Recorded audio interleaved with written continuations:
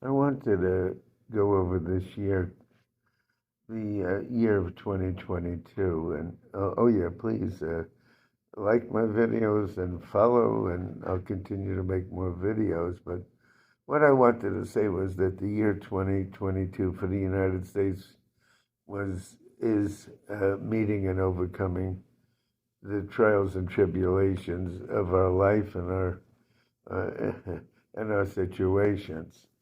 I said it was going to be a difficult year, and of course we have the January 6th uh, situation still looming.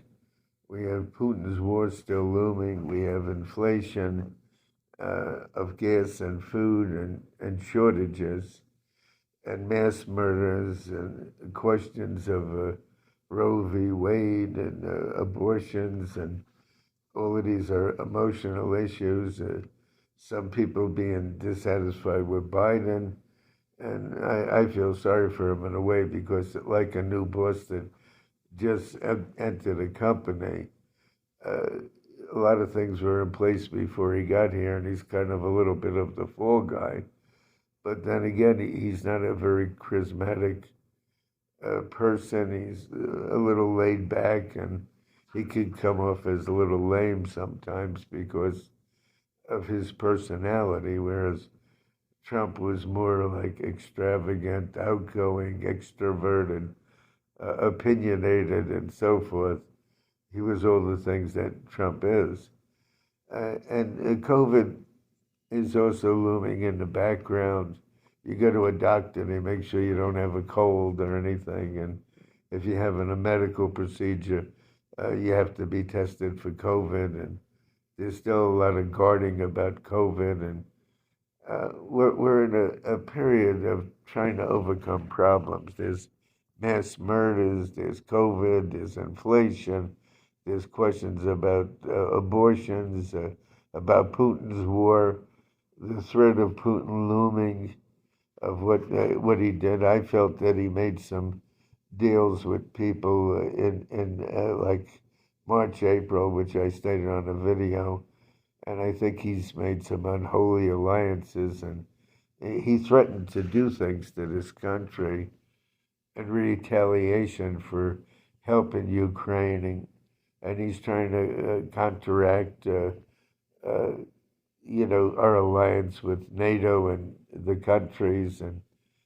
he's being surrounded by enemies, and in a way he's got a little bit of a point. But the point is, by the end of the year, we start going into the Mars cycle. And late September through October of 2022, and then going into 2023, with Trump, with his situation with January 6th, he'll start getting what he deserves, whatever that is. I mean, that's karma. It's not me that gives him what he deserves. It's the courts and the legal matters, and if he's truly an innocent man, then that's what he deserves. And if he's guilty, you'll start seeing things. But what you see between late September through October will be an indication of really which way everything's going for Trump and also for Putin's threats. It will become more evident then because that's when we start hitting this Mars cycle. And the Mars cycle, it brings a lot of confusion and upheaval and more situations that are troublesome. The Mars cycle could be very difficult, but it's a period of endings and finishings and things brought to conclusions. But it's a difficult cycle. I talked about the previous cycles where I said that before the election that it was a time that a male falls from a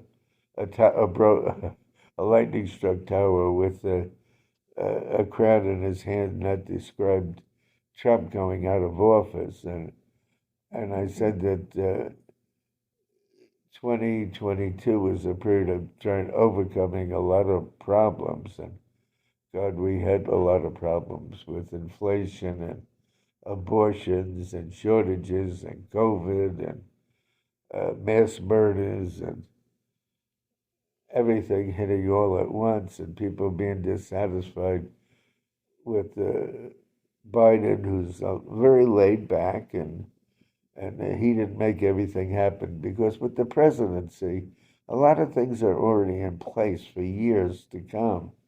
And what somebody does has future implications. The new guy didn't make everything happen. So I feel he's kind of like the fall guy, but on the other hand, he comes off as very lame and laid back, and he doesn't have the charisma of a Clinton or a Trump. He's not a public person as much as they were. They were more like the public people that people can relate to. I can understand it from that point of view. And well, we got to watch the March cycle. Remember, I said at the end of 2022 through 2023, that's a period where the chickens come home to roost.